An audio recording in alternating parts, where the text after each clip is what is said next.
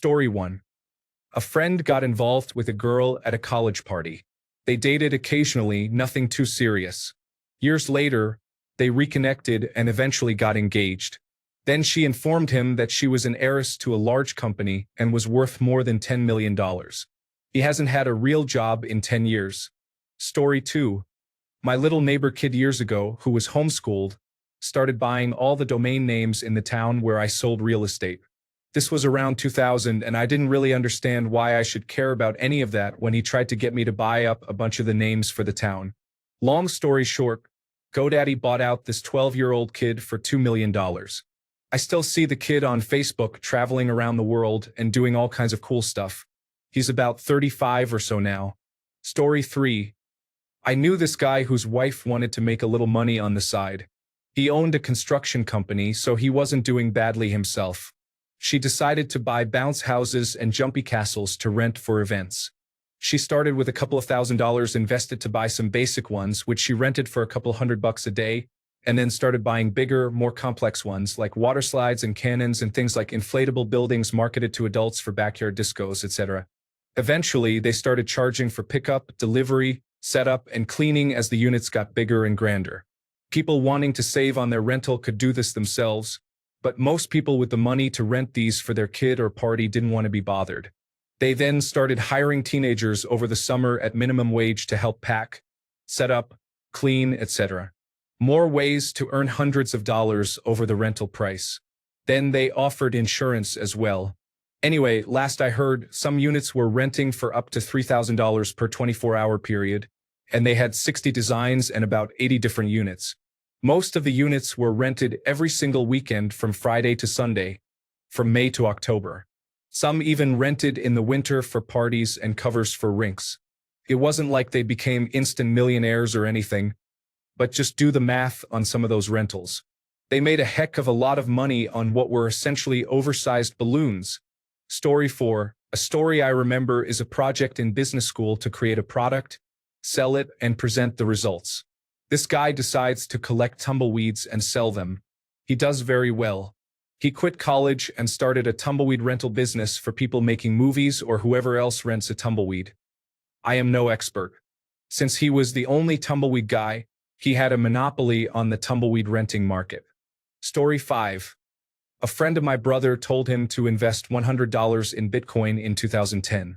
The friend did, my brother did, but sold after having a 50% return on investment.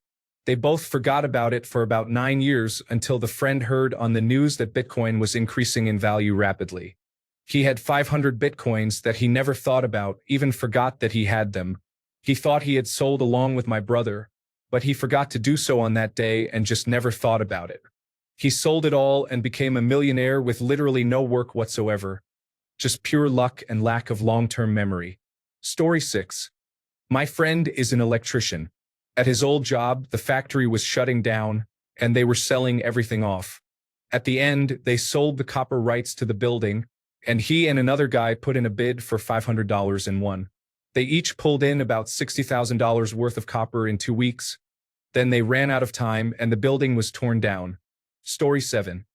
Not millionaire overnight, but I had a not particularly bright friend who went from handyman wages to over $700,000 a year for about 5 years, with one idea.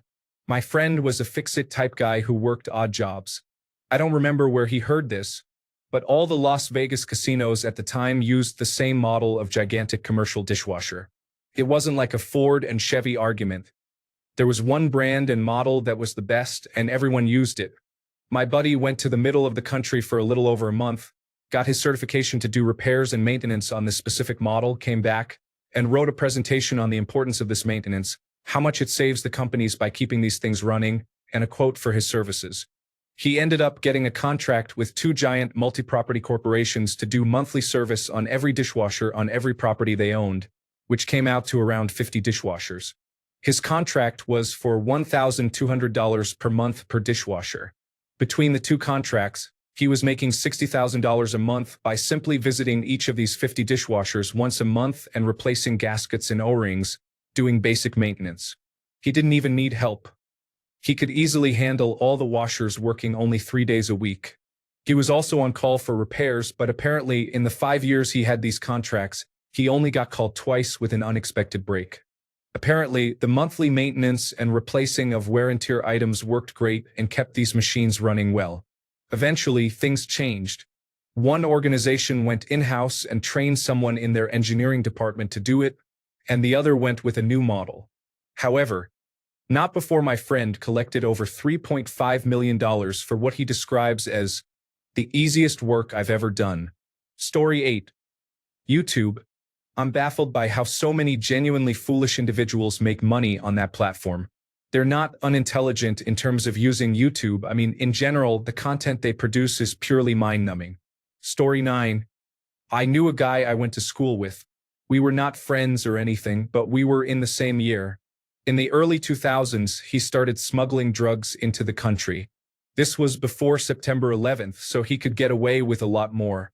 He quit after a couple of years when he made enough money. He bought a property portfolio of around 20 houses and rents them out for a monthly income of around $15,000, while still having the value of his portfolio increase. I see him driving around in a Lotus now and again. He is not very intelligent and would be earning minimum wage if it wasn't for his enterprise. Story 10. My buddy dated this girl in school whose mom started dating and then married a very rich television and intellectual property creator. He sold some intellectual property during the buy-up by streaming services. Well, then my buddy married the daughter, and for their wedding, the rich television creator gave them a $100 million trust fund. So, basically, he married someone he met when they both were poor and became rich because of her mom. Story 11. Back in the early 2000s, this one kid figured out how to make a website. He created a 1 million pixel square and sold each pixel as ad space for $1 each. So he made $1 million. It became a game for people to buy one ad slot and try to find their ad. Story 12. Oh, a guy I know had a scam running. He opened a staffing business where he had people paying him to connect them to jobs in local corporate offices and such. It was usually stuff in sales and temporary work, but he made tons of money doing it. Anyway, he eventually got sued by 3 to 4 people who claimed they paid him for his services, and he never delivered them jobs that lasted beyond a couple of weeks. He closes the business, dissolves everything, moves to another city, and does it again. The guy is loaded and had no trouble securing investors and business partners. Again, he gets sued, closes the business, and starts over a third time. Story 13. Hawk Tua did the influencer speedrun, went viral off a random moment, started a merchandise line, podcast, and hired a media team, went on live television, then torpedoed her entire fan base by scamming them through cryptocurrency. All in a span of less than a year. And the sad thing is that viral moment was the dumbest thing ever. Story 14. While most are idiots losing money, every once in a while, someone there makes an absolutely wild and stupid bet because there are no plans. Some don't even know the difference between a call and a put, and accidentally earns over $100,000 because the next day, the company they randomly chose announced a merger agreement or something similar. Story 15. Those anti-5G protective stickers people put on their phones that cost $50 each. My aunt bought a pack and proudly showed me how it blocks radiation while still using 5G normally. Story 16. My mom got a frankly ugly-looking oil painting for free from my brother's thrift shop because he couldn't sell it. Not even to a blind shopper who went there. She hated it, but the thing was so big, my brother needed it out of the shop to use that space for stuff that actually sold. So she took it home. She looked it up, and once it was appraised, it turned out it was worth £10,000 because it was by some artist that is only well known by the art community. So the ugly painting went on eBay, and the winning bid was a few pounds over £15,000. While she liked the money, she was more delighted that she didn't have to put that eyesore up on a wall in her house. Story 17. A friend of mine is working as a game developer, and his company, Port-A-Play, which he started and owns, is trying to make fun, innovative games with a lot of heart. And he told me of one of his friends who also ran a game studio, but they instead focused solely on copying other games within the flavor of the month genres, Match 3, Subway Surfers, etc. And one day, one of those shallow copies happened to become somewhat of a smash hit, and the company made something like $100 million in basically no time. Meanwhile, my friend was still just scraping by, making the games he loved doing and to some degree questioning his business strategy. So the moral of the story is that the money really is to be found at the lowest common denominator.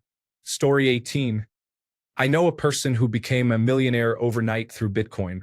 He was a student in, I don't know which semester, but he dropped out and didn't work before and still doesn't. The lucky one. How many millions he has, I don't know, but I think more than 1 million. Story 19. My parents both died in 1 year and didn't tell me I had a massive cash inheritance and trust fund, which includes perpetual mineral shares in the family's secret oil company and land. Story 20. This took a little time to play out, and it's not really all that uncommon, but my mother, in her mid-60s and on husband number 3, met a young guy on the internet, a chat room, or some nonsense. This was over 10 years ago. He was in his mid-20s. Mom divorces my stepdad, who was a decent guy, and moves in the new boyfriend. Mind you, Mom is not crazy rich, but has a sizable trust fund from her parents. Also, Mom is a large lady, needs a mobility scooter, and leaves the house less and less frequently at this point. The boyfriend takes 1 to 2 college classes a semester, supposedly has a part-time job, and his own room, my childhood room, full of Lego sets, a gaming personal computer, consoles, all sorts of toys. Mom dies a few years later.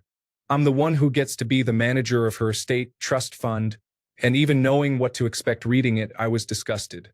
He got the house I grew up in and half the remaining trust fund. My sister got the other half. Her will and trust were carefully written by a skilled lawyer and absolutely ironclad. Further, she knew exactly what she was doing and even admitted he didn't love her for real, but she could pretend and he played along. So he was making out pretty good, cozying up to a lonely old lady. In case you haven't figured it out by now, my mother was not a very good person and is one of those toxic family members you should avoid for your own mental health, and about 4 years later, it paid off significantly. The house was worth around $200,000 then in 2015, probably $350,000 now, and the cash was some $260,000. All around pretty gross. Story 21. It's not exactly ridiculously absurd, but a guy I was friendly with in high school won either Powerball or Mega Millions. I can never remember which. It was one of those situations where he was working at a big box store, and the whole department bought tickets together. I'm certainly not rich, but I built my own very lucrative career off of that, too. I was a certified public accountant / certified financial planner working on Wall Street for a financial company when a friend from high school and I were at a bar talking about the other guy winning the lottery when my phone rang. It was the other guy. He saw on Facebook that I did something in finance or accounting and wanted to know if I could help him out. He didn't even have my cell phone number, so he found my parents in the yellow pages, called them, and asked for it. We sat down the next day and came up with a pretty comprehensive plan. I don't want to brag too much, but I did really good work for him. He certainly thought so. The next day, his coworkers started calling me and asking if I could help them out too. When all was said and done, I ended up with about $100 million in assets under management with almost no effort on my part. And on top of that, I became nearly all of their accountants, and since I have my life and property and casualty licenses, nearly all of them have their life, home, and auto insurance through me.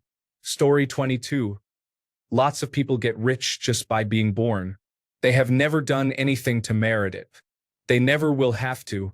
Their parents may be good, may be bad, but they will have an advantage in life from their first breath. Story 23. How Peter Thiel turned $2,000 in a Roth individual retirement account into $5 billion market watch. Absurd in that he will pay no taxes on 150 million% growth. Story 24. Saw this one individual who wanted to bring manufacturing to America and restore Christian values. So he printed Bibles in China, sold them to get rich for $50 each, and never even had to act pious. Absurd. Story 25. My friend was homeless, living in his van and working as a production assistant for a movie. He met this pretty woman who worked on the crew, and they started dating. It turns out she is an heiress to billions. He is a stay-at-home dad to their kids.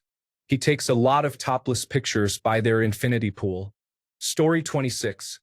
I don't know if this counts, but my former neighbor was a drug mule for a long time. A guy who lived in the apartment next to mine used to do a semi-monthly run for his dealer. He transported a bunch of drugs from one city to the next in his old, run-down Chevy C10 pickup with a camper shell. He tried to get me involved at one point, but I declined. Over the 2 years I lived there, the guy said he made close to $1 million in cash. He laundered the cash by buying and selling titled vehicles, reporting the sales, paying taxes, and then investing it. It seemed like a sweet gig until his dealer got busted, and my neighbor caught a conspiracy charge and did a stint in the federal prison system.